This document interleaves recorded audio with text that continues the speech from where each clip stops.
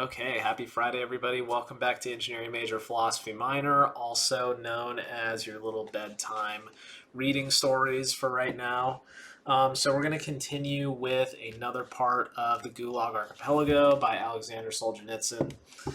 In the first video, since I switched up my channel, we talked about, or what the text talked about was specifically what the different sections of Article 58 of one of the criminal codes in Soviet Russia, like what exactly those sections pertain to, what kind of things were considered crimes, etc.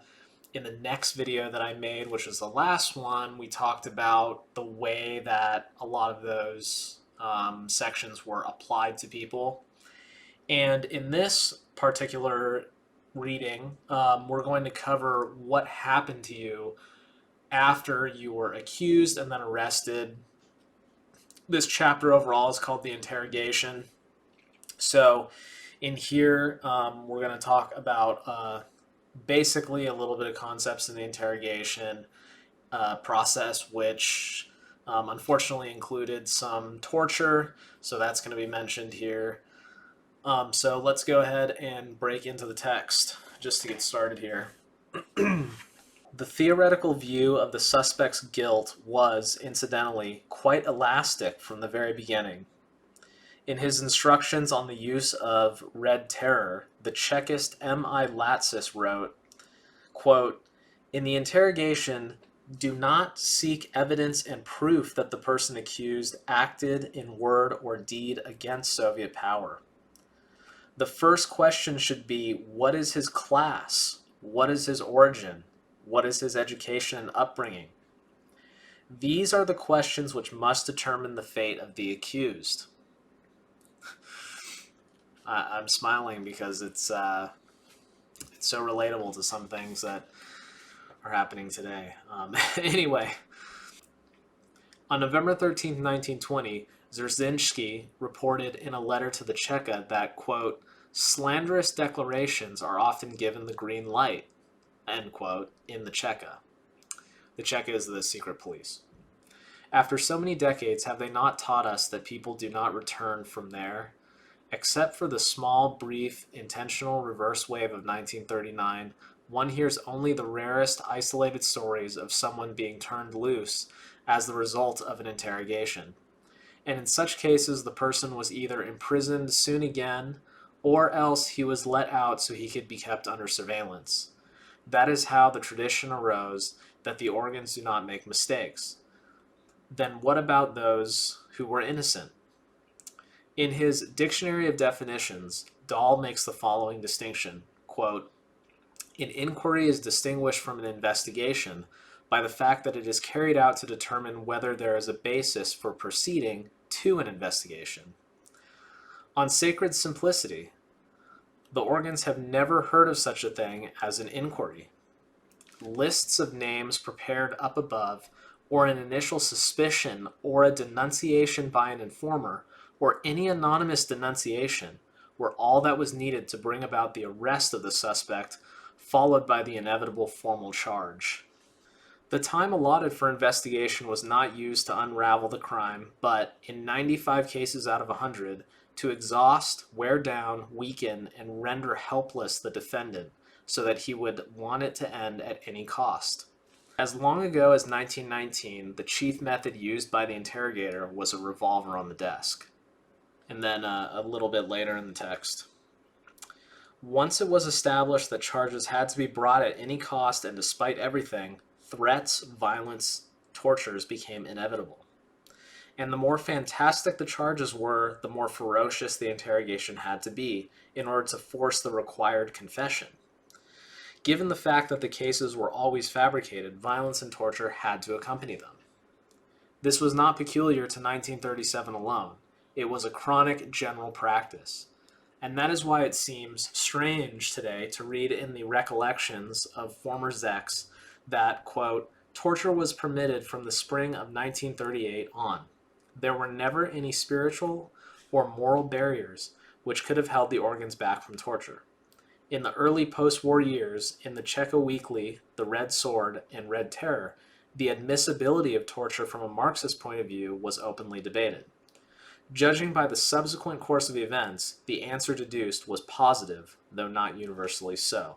It is more accurate to say that if before 1938 some kind of formal documentation was required as a preliminary to torture, as well as specific permission for each case under investigation, even though such permission was easy to obtain, then in the years 1937 to 1938, in view of the extraordinary situation prevailing, interrogators were allowed to use violence and torture on an unlimited basis at their own discretion and in accordance with the demands of their work quotas and the amount of time they were given. The types of torture used were not regulated, and every kind of ingenuity was permitted, no matter what. In 1939, such indiscriminate authorization was withdrawn, and once again written permission was required for torture, and perhaps it may not have been so easily granted. Of course, simple threats, blackmail, deception, exhaustion through enforced sleeplessness, and punishment cells were never prohibited. Then, from the end of the war and throughout the post-war years, certain categories of prisoners were established by decree for whom a broad range of torture was automatically permitted. Continuing sometime later, it would also be incorrect to ascribe to 1937 the, quote, discovery, end quote, that the personal confession of an accused person was more important than any other kind of proof or facts. This concept had already been formulated in the 20s. And 1937 was just the year when the brilliant teaching of Wyszynski came into its own. Incidentally, even at that time, his teaching was transmitted only to interrogators and prosecutors for the sake of their morale and steadfastness. The rest of us only learned about it 20 years later, when it had already come into disfavor, through subordinate clauses and minor paragraphs of newspaper articles which treated the subject as if it had long been widely known to all. It turns out that in that terrible year, Andrei Yanaryevich Wyszynski, availing himself of the most flexible dialectics, pointed out in a report which became famous in certain circles that it is never possible for mortal men to establish absolute truth, but relative truth only. He then proceeded to a further step, which jurists of the last 2,000 years had not been willing to take. That the truth established by interrogation and trial could not be absolute, but only, so to speak, relative. Therefore, when we sign a sentence ordering someone to be shot, we can never be absolutely certain, but only approximately, in view of certain hypotheses and in a certain sense, that we are punishing a guilty person. Thence arose the most practical conclusion, that it was useless to seek absolute evidence, for evidence is always relative, or unchallengeable witnesses, for they can say different things at different times. The proofs of guilt were relative, approximate, and the interrogator could find them even when there was no evidence and no witness without leaving his office, quote, basing his conclusions not only on his own intellect, but also on his party sensitivity, his moral forces, and on his character. And in parentheses it says, in other words, the superiority of someone who has slept well, has been well fed, and has not been beaten up, i.e. his willingness to apply cruelty. Of course, this formulation was much more elegant than Latsis's instructions, but the essence of both was the same. In only one respect did Wyszynski fail to be consistent and retreat from his dialectical logic. For some reason, the executioner's bullet which he allowed was not relative but absolute.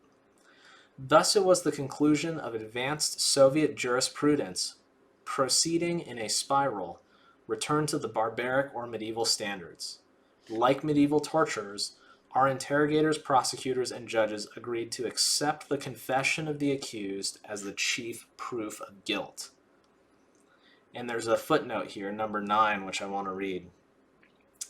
Compare the Fifth Amendment to the Constitution of the United States, quote, nor shall any person be compelled in any criminal case to be a witness against himself.